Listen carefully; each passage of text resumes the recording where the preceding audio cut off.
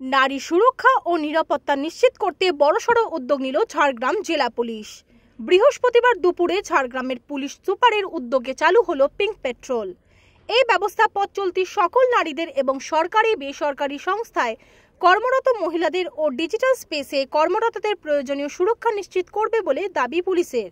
ঝাড়গ্রামের police super Arijit Sinha জানিয়েছেন, যে সমস্ত এলাকা দিয়ে মহিলারা যাতায়াত করেন ওই সমস্ত এলাকায় একটি মোবাইল ভ্যান থাকবে এবং হেল্পলাইন নম্বরে ফোন করলে পৌঁছে যাবে ওই পিঙ্ক মোবাইল ভ্যান।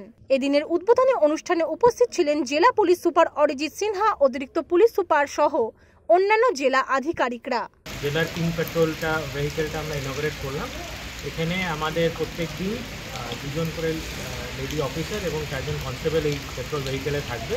আমাদের মেন এম হবে যেখানে মহিলাদের যাতায়াত বেশি যে জায়গাগুলো, যেরকম বাজার, তারপরে স্কুল, কলেজ, আমাদের হসপিটাল, যেগুলো প্রাইমারি হেলথ সেন্টার আছে, সেখানে তাদের ওখানে যাওয়া, মহিলাদের সুরক্ষা একদম সুরক্ষিত করা এবং তাদের সাথে ইন্টারাকশন করে তাদের কোনো সমস্যা হচ্ছে কিনা এটা জানা।